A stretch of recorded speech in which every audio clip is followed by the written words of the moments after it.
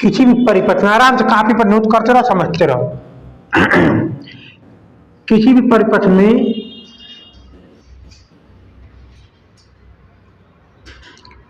Voltage का मान बढ़ाएंगे तो धारा का मान क्या होगा, बढ़ेगा। भाई वोल्टेज का काम ये होता है इलेक्ट्रॉनों का दबाव। वोल्टेज हम कहते हैं इलेक्ट्रॉनों को दबाव को। बात समझ में आ गया।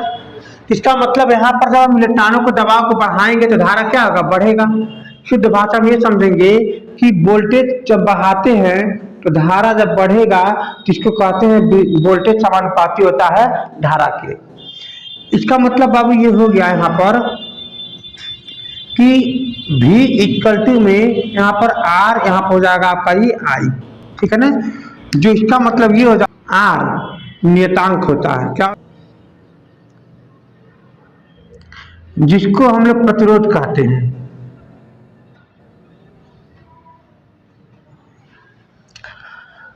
I क्या है आप समझ ही रहो, I आपका धारा होता है और वोल्ट ये V क्या होता है, वोल्टेज होता है। धारा का मात्रक क्या होता है मुझे बताइए, एम्पियर होता है। और वोल्टेज का मात्रक क्या होता है, वोल्ट होता है। अगर हम एक बात बताना चाहें कि धारा जो होता है ना वो ओम मीटर से नापा जाता है। किससे नापा जाता है, ओम मीटर से। जो ओम मीटर का ओम मीटर को क्या करते हैं, किसी भी परिपथ में मान लीजिए हमको धारा यहाँ पर जानना है तो हम इसको क्या करेंगे, श्रेणी क्रम में जोड़ देंगे। किस क्रम में, श्रेणी क्रम में। यानी ओम मीटर किस क्रम में जोड़ा जाता है, श्रेणी क्रम में। ओम मीटर का जो बनाने में जो प्रतिरोध यूज किया जाता है वो निम्न होता है, मतलब बहुत कम होता है। क्या होता है, कम होता है। इसको आप ध्यान दीजिएगा, ये छोटी छोटी बातें हैं। अब हम आते हैं वोल्टेज में। वोल्टेज को नापने के लिए वोल्ट मीटर का प्रयोग करते हैं। किसका प्रयोग करते हैं, वोल्ट मीटर का। अगर हमको इसका वोल्टेज नापना है तो क्या करेंगे, इसमें हम समांतर क्रम में कोई वोल्टेज जोड़ देंगे। क्या करेंगे, वोल्ट मीटर समांतर क्रम में क्या कर देंगे, जोड़ देंगे। यानी वोल्ट मीटर का प्रयोग हमेशा किस क्रम में करते हैं, समांतर क्रम में जोड़ते हैं।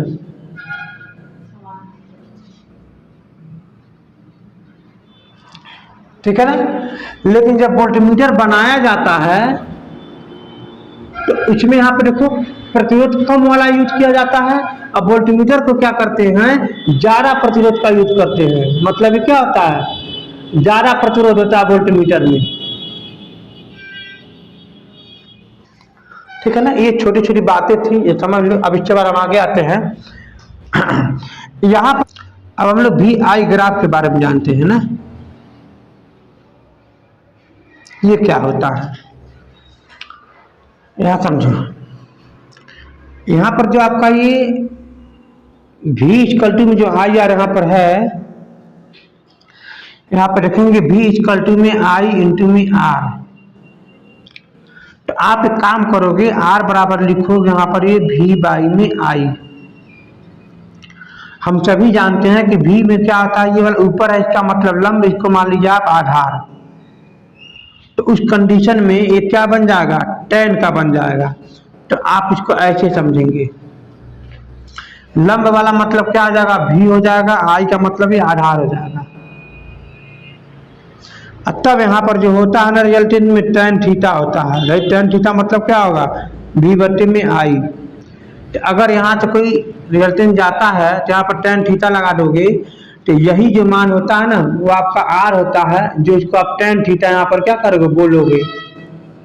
ठीक है ना। और इसी को आप कह सकते हो V बटे में I। अरे हाँ है ना, यही आपका VI क्या है, ग्राफ है। इसको आप समझ लेना बाबू लोग, क्लास 10 वाले के लिए वेरी वेरी इंपॉर्टेंट है ये, काफी नोट कर लीजिए। इस मान यहाँ पर है धारा का मात्रक। आप सभी लोग जानते हो ना कि धारा का मात्रक क्या होता है, एम्पियर होता है।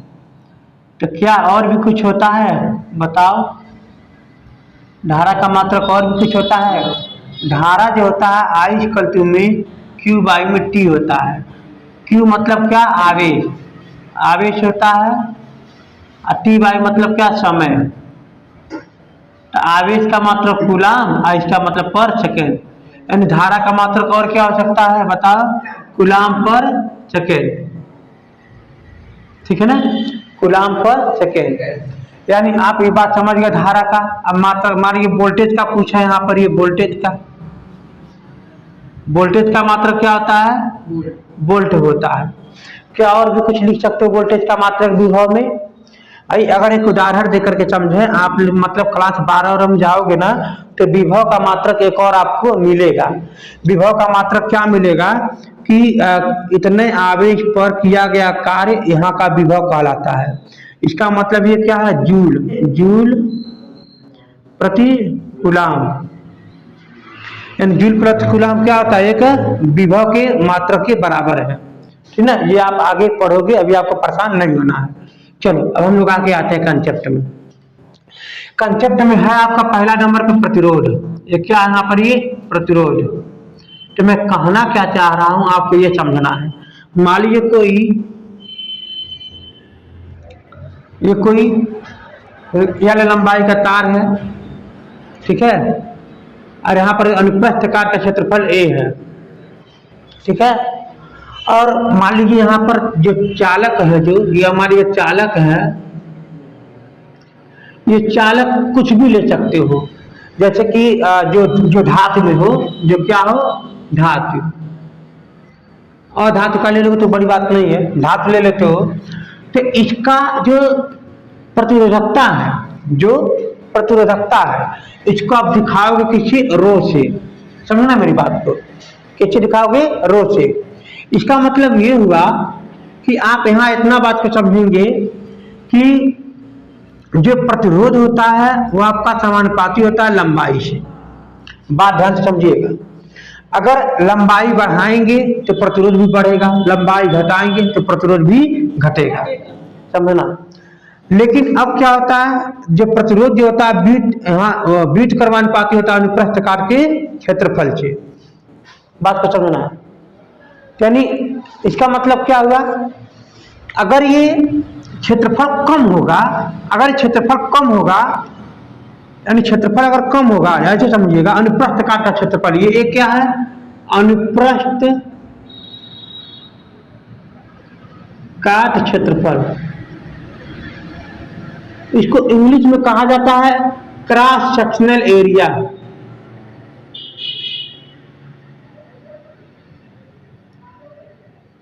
क्रॉस सेक्शनल एरिया मतलब, आप देखो प्रतिरोध का मतलब क्या होता है, पहले आपको ये बहुत जरूरी समझना। प्रतिरोध का मतलब होता है कि धारा को रोकना, धारा को रोकना।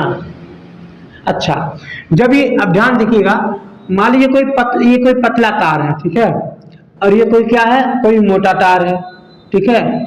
तो धारा किस में आसानी से जाएंगे, मोटे तार में। यानी इसका मतलब क्या है, यहाँ पर प्रतिरोध जो आर है वो आपका क्या है, कम है, तभी तो धारा कम रुक रहा है, धारा आराम से चला जा रहा है, ऐसे समझो। और यहाँ पर क्या हो जाएगा, प्रतिरोध है, इसका मतलब क्या, प्रतिरोध यहाँ पर क्या होगा, ज्यादा होगा, तभी तो धारा रुक रहा है। इसका मतलब ऐसे समझने की कोशिश करो, यानी इसका मतलब ये हुआ कि जब हम ये क्षेत्रफल को क्या करेंगे, बढ़ाएंगे, जब हम क्षेत्रफल को क्या करेंगे, बढ़ाएंगे, यानी ये क्षेत्रफल क्या हो गया, ये बढ़ गया ए। तो अब क्या होगा, प्रतिरोध क्या हो जाएगा, कम हो जाएगा, यानी प्रतिरोध क्या हो जाएगी, कम हो जाएगा। यानी इसीलिए तो कह रहा है कि बीट कर्मानुपाती है ये, यानी इसको बढ़ाएंगे ये कम हो जाएगा, इसको कम करेंगे तो ये बढ़ जाएगा। लेकिन यहाँ पे क्या, इसको बढ़ाएंगे तो ये भी बढ़ जाएगा, इसको घटाएंगे तो ये भी घट जाएगा। तो जब हम इसको दोनों को एक साथ मिला देंगे, मतलब समीकरण नंबर 1 और समीकरण नंबर 2, जब हम दोनों के एक साथ मिला देंगे तो आपका बन जाएगा आर, या आपका समानुपाती का चिन्ह अल बाई में ए, ये बन जाएगा आपका अल बाई में ए। लेकिन अब ध्यान आपको देना क्या है, जब ये समानुपाती का चिन्ह हट जाता है तो इसके बाद यहाँ पर ये जो धातु का जो विशिष्ट आपका प्रतिरोधकता है, ये क्या बताओ, प्रतिरोधकता, विशिष्ट प्रतिरोधकता, इसका मतलब ये होता है बाबू लोग, ये मान लो अलग अलग चालक धातु का या अलग अलग धातु का इसका मतलब विशिष्ट प्रतिरोधकता का गुण जो होता है वो अलग अलग होगा। बात समझ रहे हो, इसलिए वो इसकी मान को दिखाता है। परेशान बिल्कुल भी ना होना, वो कुछ भी वैसा चीज नहीं है। आप यहाँ पर लिखोगे आर, यहाँ पर हो जाएगा इक्वल टू में रो बाई में हो जाएगा एल बाई में ए। बात समझ में आ गया, यही आपका फार्मूला है, ठीक है ना। विशिष्ट प्रतिरोधकता आपका यही फार्मूला है। ये क्या है, चालक की लंबाई है, चालक की लंबाई है। ये क्या है, ये आपका क्रॉस सेक्शनल एरिया है, मतलब अनुप्रस्थ काट का क्षेत्रफल है। ये क्या है, विशिष्ट प्रतिरोधकता है। विशिष्ट चालकता क्या होती है मैं बता दूं, ये सिग्मा जो होता है इसको आप बोलोगे विशिष्ट चालकता। अभी आपको समझ में आ जाएगा ये क्या होता है। फोन आ रहा है क्या, विशिष्ट चालकता। तो ये क्या होता है कि विशिष्ट प्रतिरोधकता का उल्टा होता है। अब ऐसे समझना, विशिष्ट प्रतिरोधकता का उल्टा मतलब विशिष्ट प्रतिरोध का क्या करोगे, उल्टा होता है। इसका मतलब ये इसका उल्टा हो जाएगा। अब मतलब विशिष्ट चालकता का ये उल्टा होगा। अब इसको क्या बोलोगे आप, यहाँ पर रो बोल दोगे। इसका मतलब ये होगा बाबू लोग, जो विशिष्ट प्रतिरोधकता जो होता है रो इज इक्वल टू में आप किसका उल्टा कर दोगे, विशिष्ट चालकता का। बात समझ में आ गया, ये इसका अपोजिट है। बाबू साफ साफ का मतलब मैं ये कहना चाह रहा हूं कि अगर धारा को रोकने वाला दो है, ध्यान दीजिएगा, धारा को रोकने वाला दो है तो धारा को जाने वाला कितना मिलेगा, 1/2। ऐसे समझो, अगर धारा को रोकने वाला दो है तो धारा को जाने वाला कितना मिलेंगे, 1/2। अगर धारा को रोकने वाला रो है तो धारा को जाने वाले को क्या बोलेंगे, 1/2 में रो। बस समझ में आ गया, ऐसे कंसेप्ट में समझो। अगर धारा को रोकने वाला रो है तो धारा को जाने वाला क्या हो जाएगा, 1/2 में रो। अब इसको हम बोल देंगे सिग्मा, क्योंकि धारा को जाने वाला है, ये इसका उल्टा हो गया। समझ में आ गया, तो इसका आप नाम क्या दे दोगे, विशिष्ट प्रतिरोध अर्थात प्रतिरोधकता। इसका क्या नाम दे दोगे, विशिष्ट चालकता। कोई दिक्कत, यहाँ पर ये एक दूसरे का व्युत्क्रमानुपाती होता है, मतलब ये इनवर्स होता है। ये मैं मिटा देता हूँ यहाँ पर, ठीक है ना। चलो अब यहाँ पर साफ हो जाएगा ना सब कुछ। चलो ये हो गया यहाँ पर। अच्छा, अब मैं कहना ये चाह रहा था कि ये आपका क्या था बताओ, विशिष्ट प्रतिरोधकता हो गया। ये आपका क्या हो गया, प्रतिरोध हो गया। अब चलो, अब आपका एक कभी कभी परिभाषा बन जाता है, आपको पेपर में पूछ देता है कि विशिष्ट प्रतिरोधकता क्या होता है। आपको विशिष्ट प्रतिरोधकता का फार्मूला या परिभाषा देना पड़ेगा, बची विशिष्ट प्रतिरोधकता का।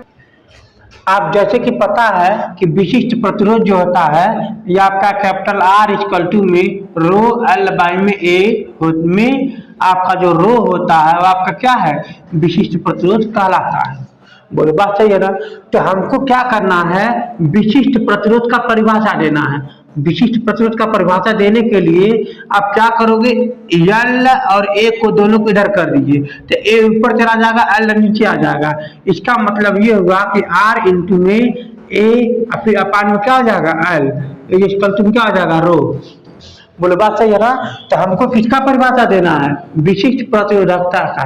इसका मतलब आप देखोगे क्या कि जब यहाँ पर एक मतलब अनुप्रस्थ काट के क्षेत्रफल में, ध्यान दीजिएगा मैं क्या कहना चाह रहा हूँ, ये आपका क्या विशिष्ट प्रतिरोधकता है। इसका मतलब ये खुद का ये प्रतिरोध है, तो हम इसको 1 कर दें, मतलब ए का भी मान 1 कर दें और एल का भी मान 1 कर दें, तो हम देखोगे यहाँ पर क्या आ जाएगा, तो रो बाई में यहाँ पर क्या आ जाएगा, इतना आर बाई में रो आ जाएगा।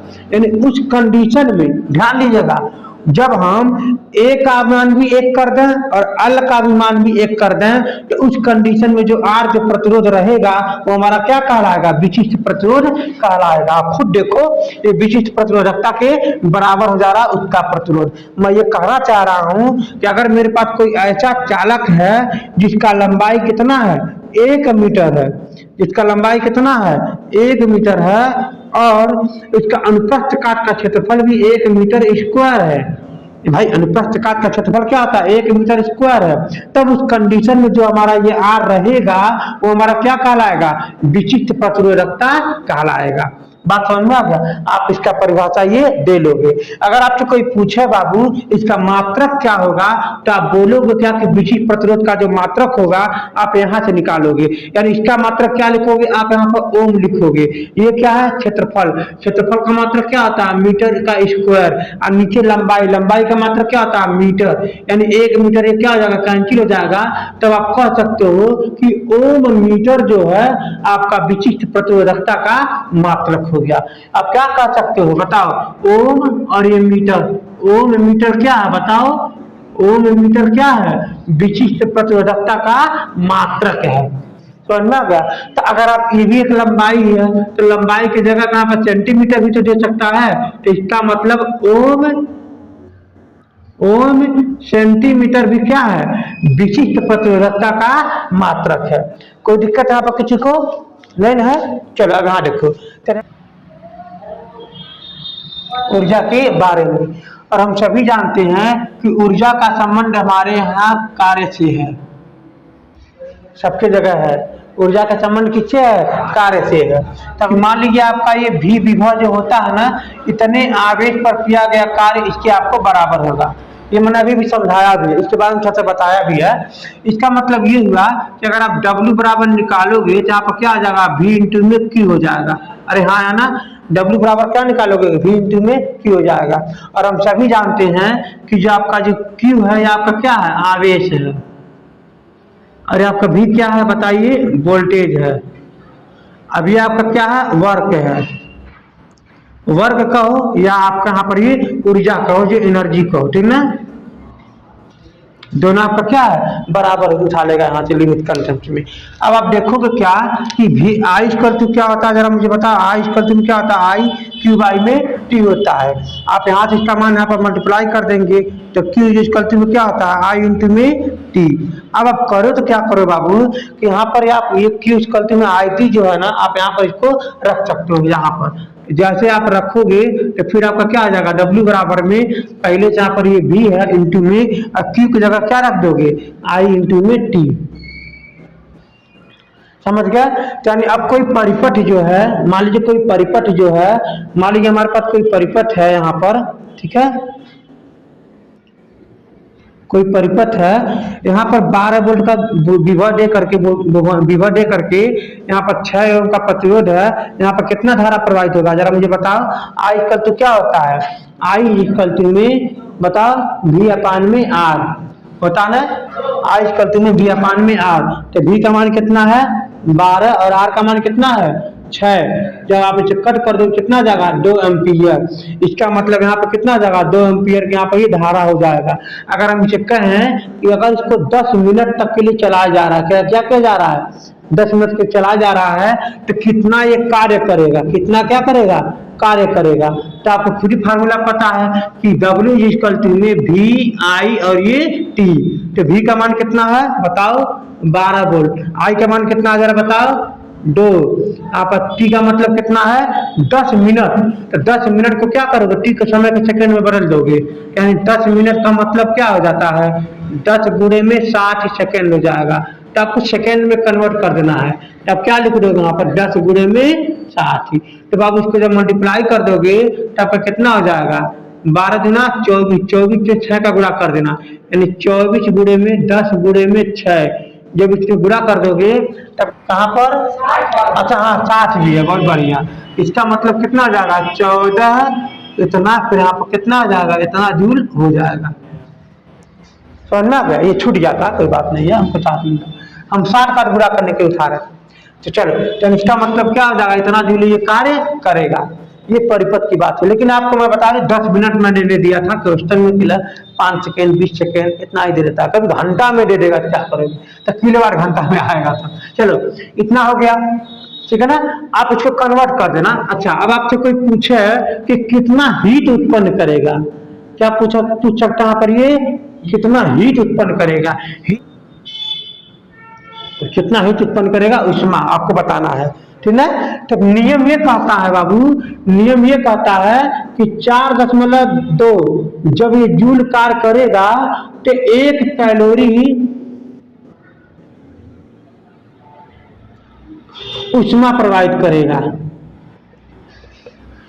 समझना मैं क्या कहना चाह रहा हूँ। ये आपको रेफरेंस मतलब अच्छे से याद होनी चाहिए। जब इतना जूल कार्य करेगा कोई भी यंत्र या कोई भी व्यक्ति या कुछ भी, तो 1 कैलोरी ऊष्मा प्रवाहित करेगा। तो इतना जूल काम करेगा तो आप लिख देना। तो क्या करोगे, इसका इसमें गुणा फिर चीज में भाग। तो क्या लिख दोगे यहाँ पर बताओ, या आप लिख दोगे 14 इतना बट्टे में 4.2। तो कितना आ जाएगा, कैलोरी में आ जाएगा, ठीक है। ये कैलोरी सी रहेगा ना, तो पहले लिखा था, समझ में आ गया। इसका मतलब ये हुआ बाबू लोग, आप देखोगे कि यहाँ पे हीट निकालने के लिए या निकालने के लिए ये आपका क्या है, ये आपका क्या है, W है। ये आपका क्या है, W है। W में किससे भाग दे रहे हो, 4.2 से। तो किस में आ जा रहा है, कैलोरी में आ जा रहा है। कुछ समझ में आ रहा है हम क्या बताना चाह रहे हैं। इसका मतलब बात हो गया ये भी बात कि आप चाहोगे ना, यहाँ पर ये इसका ओरिजिनल मान ये होता W अपान में 4.18, यहाँ पर लिख देना कैलोरी। ये है आपका ओरिजिनल फॉर्म, ठीक है ना। नहीं हम लोग अच्छे से भाग देने के लिए किसका प्रयोग कर देते हैं यहाँ पर, 4.2 का। अब हम लोग समझे हैं V इक्वल में IR, समझे है ना। अच्छा, और हम लोग क्या समझे हैं, I इक्वल में Q/T, ठीक है ना। Q इक्वल में क्या होता है, NE। तो NE का मान क्या करें, यहाँ पर रख देना, तो क्या बन जाएगा, NE/T। समझ में आ रहा है। अब आप समझे हो यहाँ पर मतलब ये इतना आवेश पर किया गया कार्य, यहाँ का क्या बन जाएगा, विभव। समझ में आ रहा है। तो W बराबर क्या पढ़े हो, V इंटू में Q, समझे हो ना। इसका मतलब Q का मान यहाँ पर ये आप भी रख सकते हो, V इंटू में NE भी रख सकते हो, आपका मन करे तो। अच्छा, आप यहाँ से भी रख सकते हो, यहाँ पर I यहाँ से निकाल सकते हो, वहां पर ये Q इक्वल में I इंटू में T। इसका मतलब यहाँ पर क्या रख दोगे, V इंटू में I इंटू में T बन जाएगा। अच्छा, आप ये हटा दो 2 मिनट के लिए, हटा दो। अब फिर क्या देखो यहाँ पर समझो, आप ये भी फार्मूला जानते हो कि V इक्वल में क्या होता है, IR। V इक्वल में क्या होता है, IR।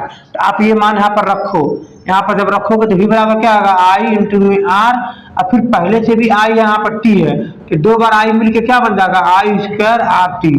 समझ में आ गया। यानी ये भी आपका फार्मूला W का मान बन गया। अच्छा, मन करे अगर आपका तो I का मान यहाँ पर रख सकते हैं। जैसे यहाँ पर ये V इक्वल में IR होता है ना, V इक्वल में IR होता है ना, तो I बराबर क्या आ जाएगा बताइए, V में R होगा ना।